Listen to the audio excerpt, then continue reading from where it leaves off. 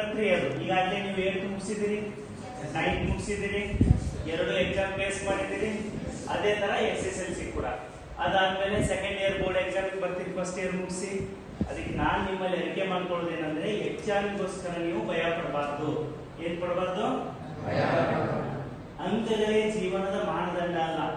ಎಷ್ಟೋ ಜನ ಈಗ ಸಚಿನ್ ತೆಂಡೂಲ್ಕರ್ ಹೆಸರು ಕೇಳಿರಿಲ್ಲ?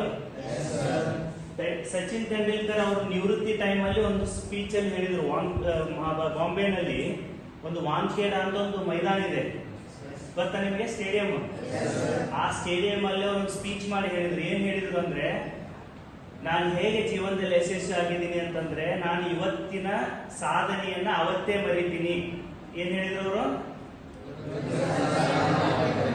ನೀನ್ SSLC 100 ಮಾರ್ಕ್ಸ್ ತಗೊಂಡ್ಯಾ, ಆ ವರ್ಷದ ಸಾಧನೆ ಆ ವರ್ಷ ಮುಗಿತಪ್ಪ.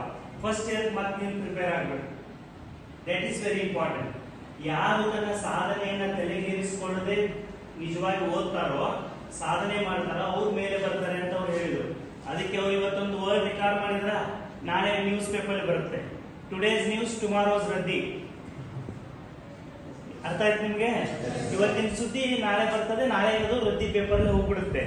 ಇನ್ನೊಂದು ಸಾಧನೆಗೆ ನೀವು ಅವತ್ತೇ ಬಂದ್ ಪೇಪರ್ನೇ ನೋಡ್ಕೋತ ಕೂಡೋದಲ್ಲ, ಅವಾಗ ನಾನು ವರ್ಲ್ಡ್ ರೆಕಾರ್ಡ್ ಮಾಡಿದ್ದೆ ಮೊನ್ನೆ ಅಂತಲ್ಲ, ಮೊನ್ನೆದು ಮೊನ್ನೆ. ನಾಳೆ ಇನ್ನೊಂದು ವರ್ಲ್ಡ್ ರೆಕಾರ್ಡ್ಗೆ ಅವ್ರು ರೆಡಿ ಆಗ್ಬೇಕು ಅನ್ನುವಂತ ಸಂದೇಶ ಅವ್ರು ರಿಟೈರ್ಡ್ ಆಗ ಮುಂದೆ ಕೊಟ್ಟಿದ್ರು. ಹೌದಾ?